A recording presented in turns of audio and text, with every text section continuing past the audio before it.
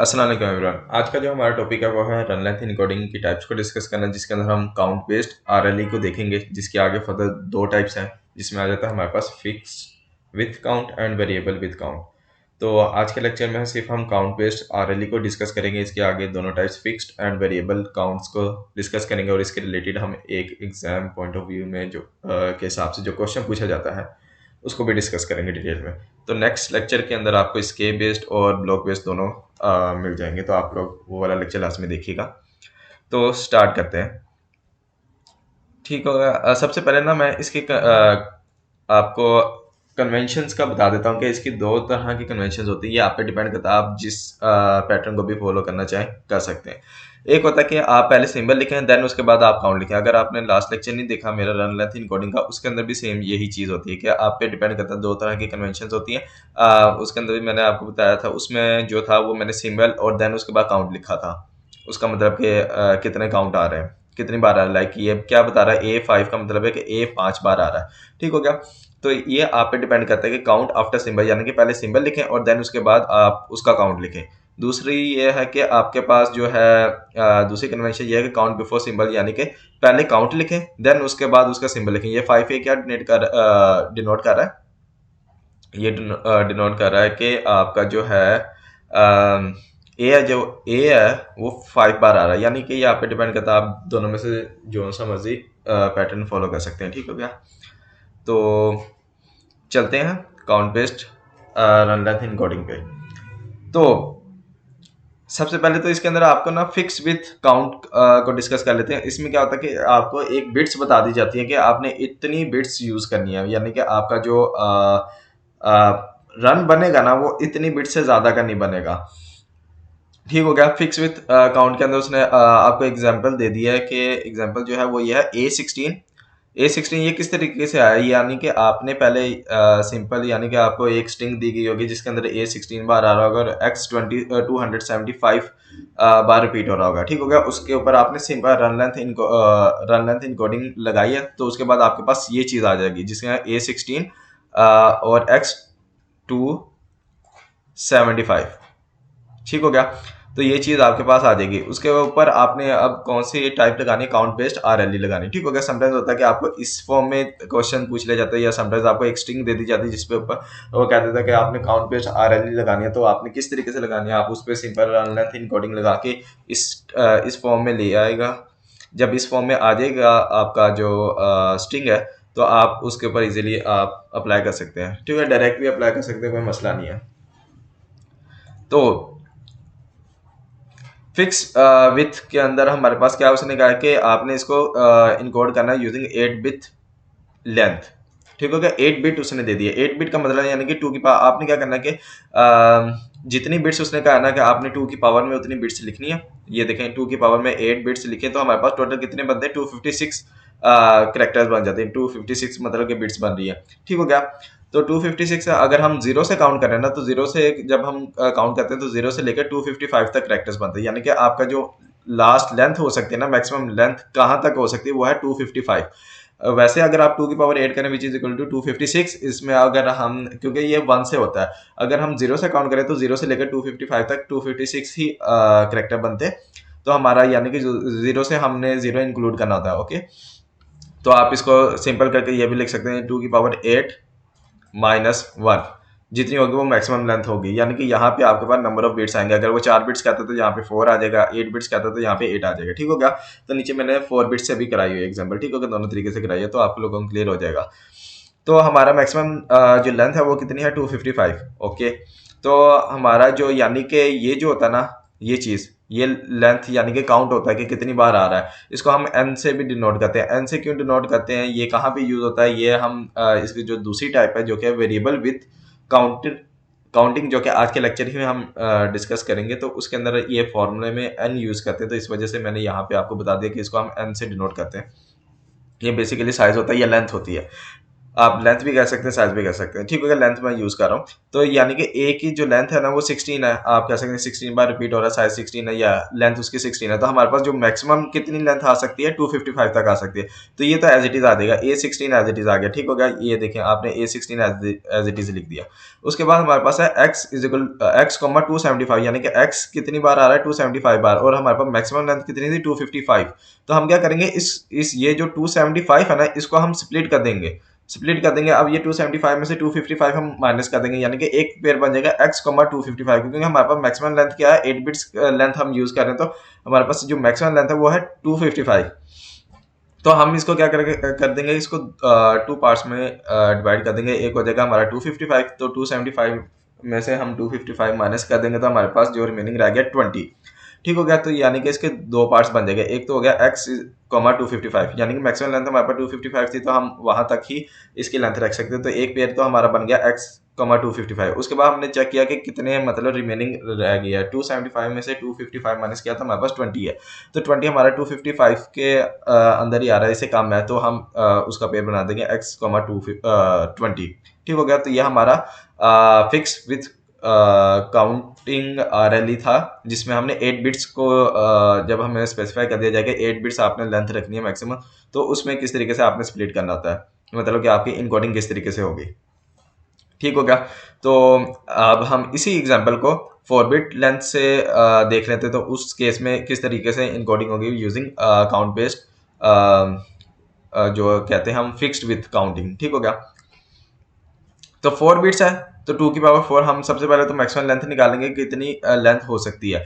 तो है 4 बिट्स का मतलब 2 की power 4 which is equal to 16। 16 है, ये तो 1 से होता था, मैंने कहा था 0 से, हमने 0 से 0 इंक्लूड करना था, 0 1 2 3 4 5 6 7 8 9, यानी कि ये 15 तक हमारे पास 16 बनेंगे। तो वही आप फॉर्मूला याद रखें, 2 की पावर 4, नंबर 4 क्या है, number of bits minus 1 which is equal to 15, यानी कि मैक्सिमम लेंथ हमारे पास 15 होगी। तो समझाने के लिए मैंने आपको बता दिया कि 2 की पावर 4 16 होता है, 16 में हम जब 0 से लेवलिंग करते हैं तो हमारे पास 15 तक करेक्ट जाते हैं, तो हमारे पास मैक्सिमम लेंथ क्या है 15, ठीक हो गया। यानी कि यहाँ पे जो पेयर होगा सिंबल और उसकी लेंथ 15 से ज्यादा नहीं होनी चाहिए, ठीक हो गया। तो अब हमारे पास क्वेश्चन था A, 16, यहाँ पे तो हमारे पास जो मैक्सिमम लेंथ है वो है 15, तो यहाँ पे तो 16 आ रहा है, तो यानी कि एक करेक्टर ज्यादा आ रहा है, तो इसके दो पेयर बन जाएंगे। एक बन जाएगा A, 15, दूसरा कितने रिमेनिंग रह गए, 1 रह गया, तो A, 1 बन जाएगा। तो ये देख सकते हैं आप, A, 15 एंड A, 1 में स्प्लिट हो गया। उसके बाद है x, 275, 275 मतलब इसकी लेंथ है। तो हमारे पास जो 4 बिट जब हम यूज कर रहे होते हैं length for fixed with counting count RLE के अंदर, तो हमारे पास 15 यानी कि मैक्सिमम लेंथ है, तो यहाँ पे तो है 275, तो यानी कि इसके काफ़ी मल्टीपल ब्लॉक्स बन जाएंगे। तो एक बनेगा x, 15, तो आप इसको कैलकुलेटर पे या रफ शीट पे आप लिख सकते हैं कि 15 मैंने एक बार कर दिया, तो यानी कि आपने इसमें से माइनस कर दिया, तो 275 में से पीछे रह गया 260, तो 15 का पेयर बन गया। फिर आपने मैक्सिमम यानी कि 15 तक ही बना सकते हैं, तो आपने ये पेयर बनाई जाने और उधर से आपने 275 में से माइनस करते जाना। तो एंड पे ये सारे पेयर जब बन जाएंगे तो आपके पास एक बन जाएगा x, 15, यहाँ पे हो जाएगा तकरीबन 270, यहाँ तक ना आपके पास x, 270 लेंथ होगी, ठीक हो गया। तो पीछे रह गया 275, और 275 लेंथ रहेगी, तो x, 5 आपका लास्ट पेयर आ जाएगा, ठीक हो गया। तो ये क्योंकि मैक्सिमम लेंथ हमारे पास 15 है, तो उम्मीद है कि ये आप लोगों को समझ आ गया होगा, कोई इतना मुश्किल नहीं है। तो ये था हमारे पास फिक्स्ड विथ काउंट। तो इसकी जो दूसरी टाइप होती है जो कि है वेरिएबल विथ काउंट, उसको डिस्कस कर लेते हैं। देन इसके ऊपर हम एग्जाम पॉइंट ऑफ व्यू के हिसाब से, मतलब कि एग्जाम में जिस तरह से क्वेश्चन पूछा जाता है उस लिहाज से एक क्वेश्चन भी प्रिपेयर किया हुआ मैंने, वो भी मैं इसी लेक्चर में करवाऊंगा, ठीक होगा। तो एंड तक लाजमी देखना आपने लेक्चर।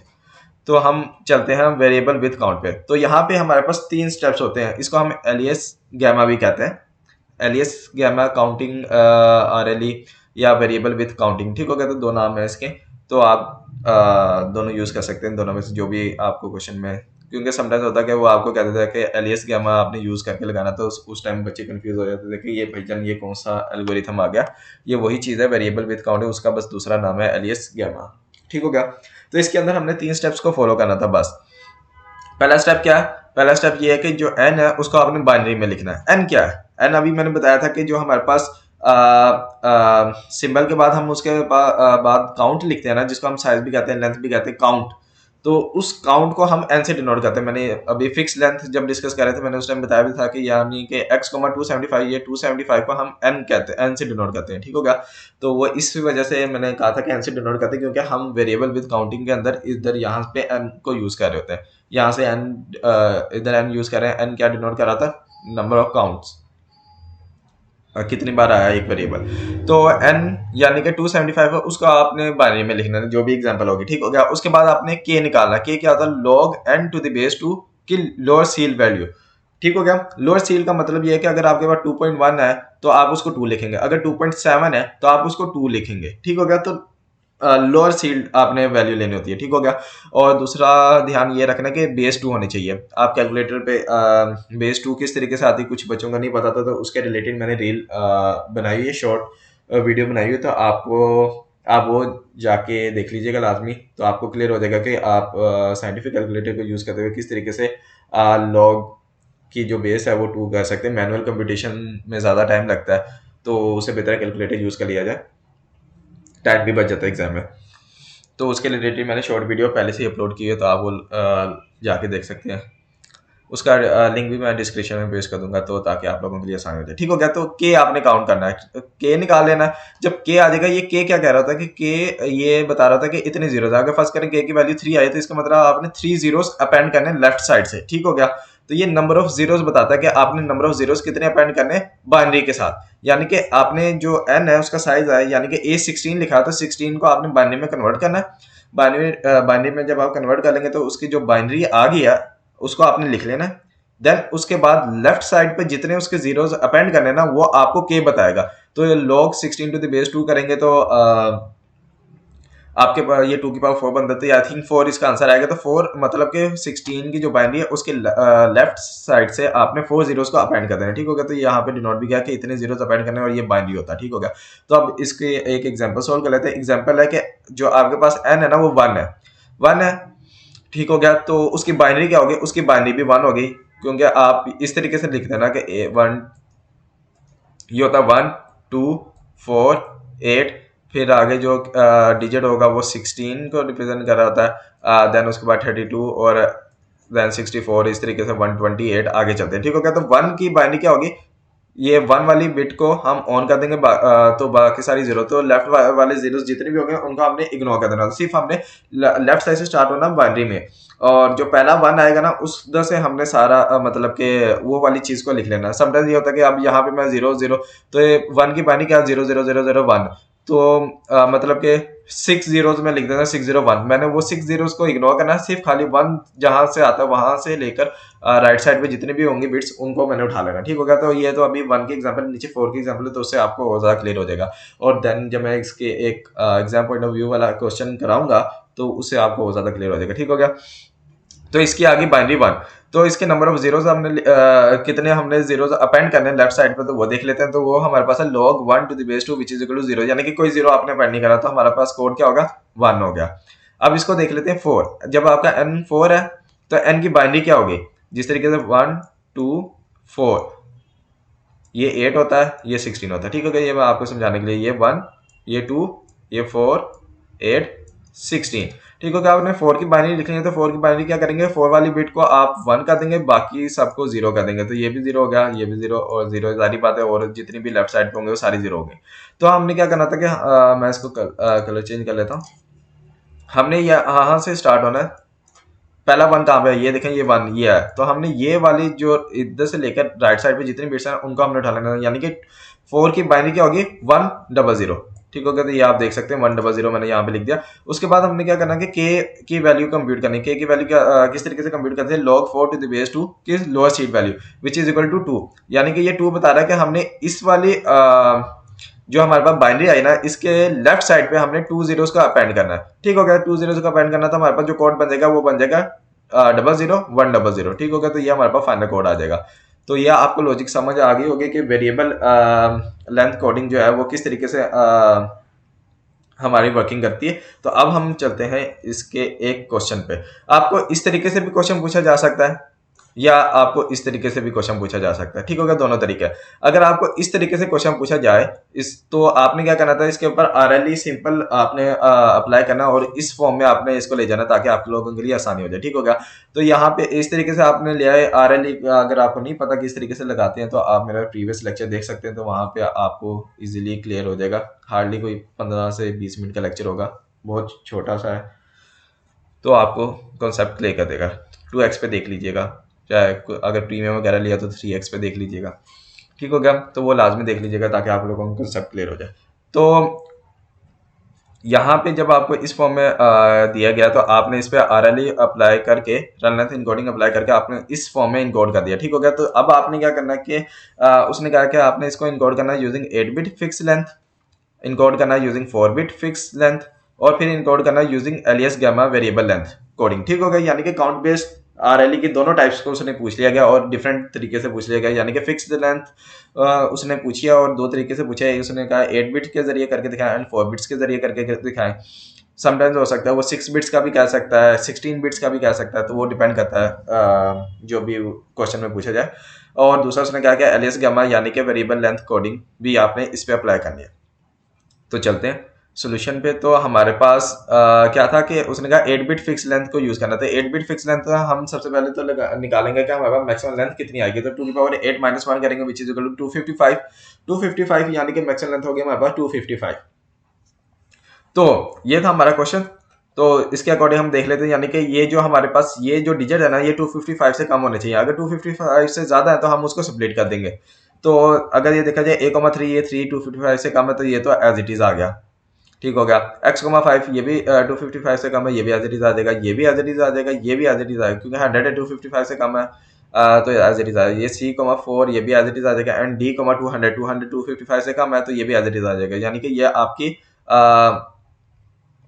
8 बिट फिक्स लेंथ के अंदर कन्वर्जन होगी, क्योंकि ये सेम क्वेश्चन था। इसके अंदर कोई भी जो साइज था ना हमारा वो 255 से बड़ा नहीं था, तो 8 बिट के अंदर तो एज इट इज ही आ गया। ठीक हो गया। अगर हम इसको 4 बिट इनकोडिंग 4 बिट के जरिए करें तो 2 की power 4 which is equal to 16, यानी कि 0 से लेकर 15 तक करेक्टर होंगे। मैक्सिमम लेंथ कितनी होगी हमारे पास 15, या 2 की power 4 minus 1 which is equal to 15। ये भी फॉर्मूला आप याद रख सकते हैं, यानी कि मैक्सिमम लेंथ हमारे पास है 15 से ज़्यादा नहीं होना चाहिए।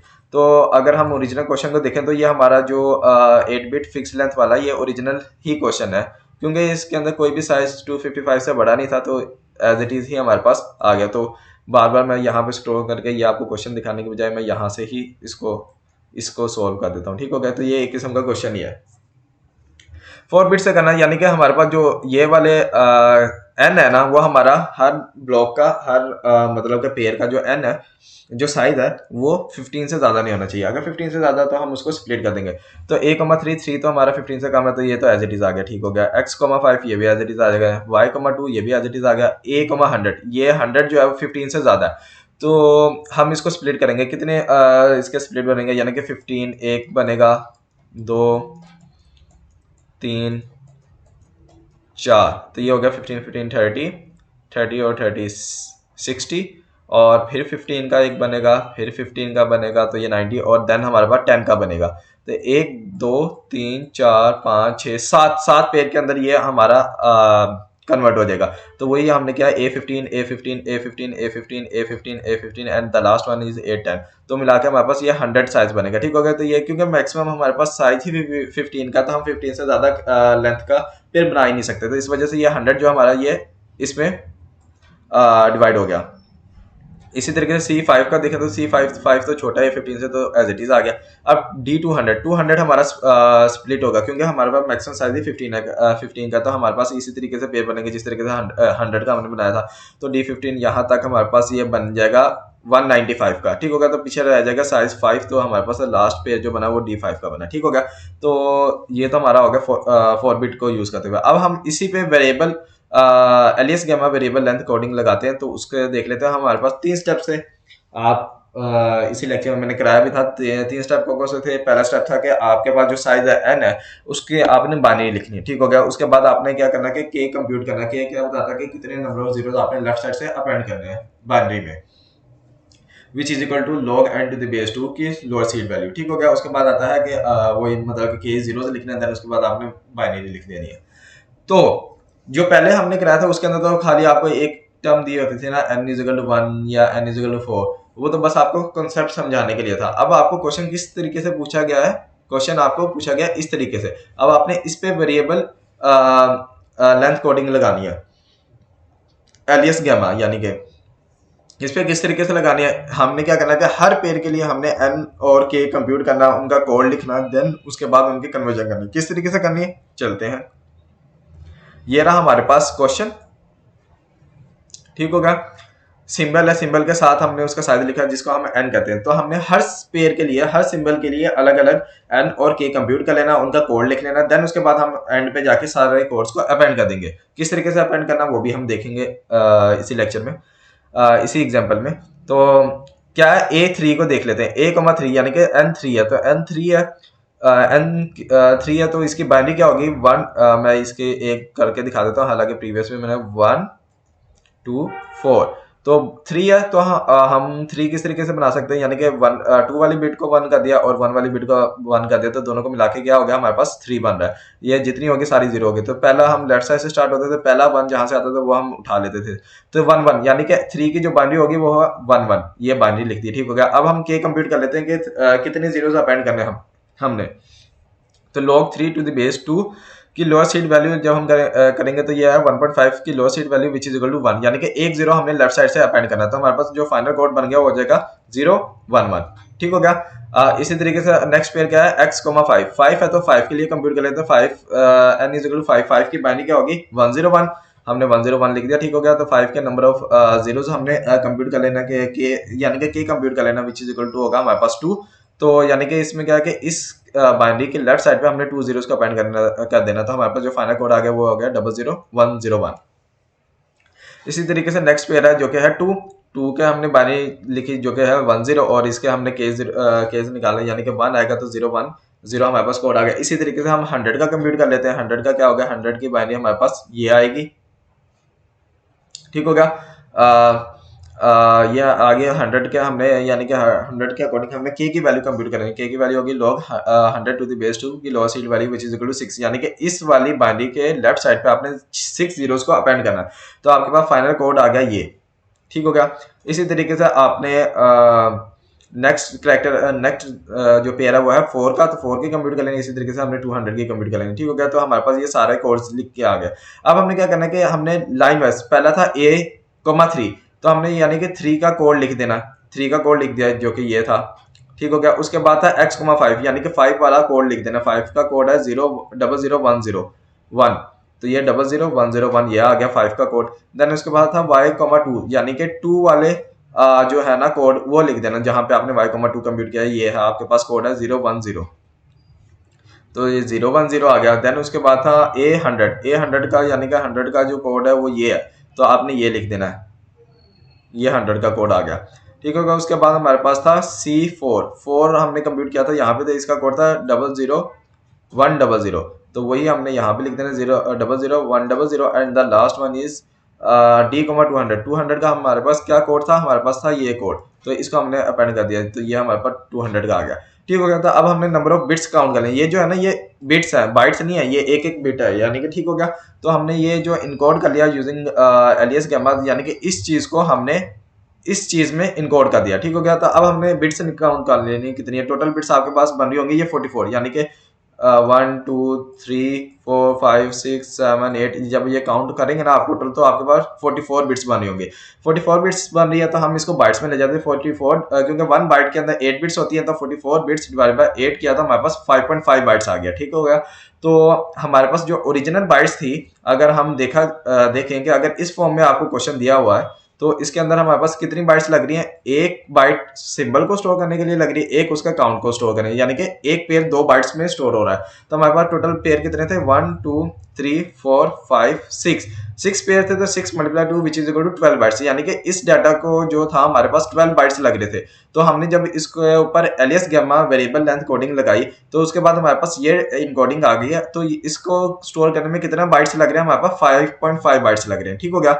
तो अगर हम इसको, ये तो था इस फॉर्म में यहाँ पे 12 बाइट्स है। तो ये तो हमारा RLE अप्लाई करने के बाद आया था। अगर हम ओरिजिनल पे जाएं, इससे भी ओरिजिनल जो हमारे पास इस तरह की फॉर्म होती है, तो इसके अंदर तो हमारे पास बहुत ज़्यादा बाइट्स लगनी थी। अगर हम काउंट निकालें तो हमारे पास बनता है 200 plus 100 which is equal to 300 300 300 और ये 3 प्लस 2 5 5 प्लस 5 10 10 14, यानी कि 314 बाइट्स इस डाटा को स्टोर करने में लग रही थी। 314 बाइट्स इस डाटा को स्टोर करने में लग रही थी। इस पे हमने RLE अप्लाई किया तो हमारे पास कौन सी फॉर्म आई, ये वाली फॉर्म। ठीक हो गया। इस पे जब हमने RLE अप्लाई किया तो हमारे पास ये वाली फॉर्म आ गई। तो इसको स्टोर करने में हमारे पास 12 बाइट्स लग रहे थे। इसको स्टोर करने में हमारे पास 12 बाइट्स लग रहे थे। अगर हमने इसके ऊपर Elias gamma variable length coding लगाई तो हमने इस 12 बाइट्स को भी कम कर दिया कितने में, 5.5 बाइट्स में। ठीक हो गया, यानी कि 314 बाइट्स से हम 5.5 बाइट्स पे डाटा ले गए। तो आप देख सकते हैं कि कितना ज्यादा कंप्रेशन परफॉर्म हुई है।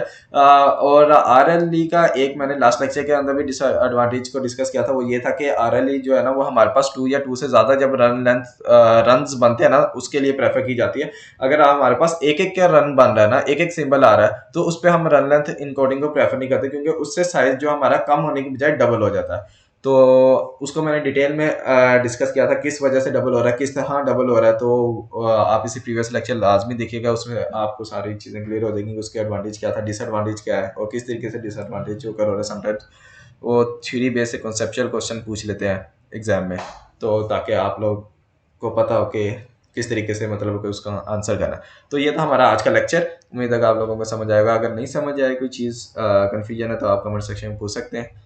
तो मैं कोशिश करूंगा कि आपकी क्यूरीज को जल्दी से जल्दी रिजॉल्व कर दूं। उसके बाद अब नेक्स्ट लेक्चर में हम जो चीज़ डिस्कस करेंगे वो है escape based run length encoding और प्लस हम block based run length encoding को डिस्कस करेंगे। तो वो लेक्चर लाजमी देखिएगा। अब आपसे उसी लेक्चर में मुलाकात होगी। तब तक के लिए अल्लाह हाफिज़। अपना ख्याल रखिएगा, दुआ में याद रखिएगा।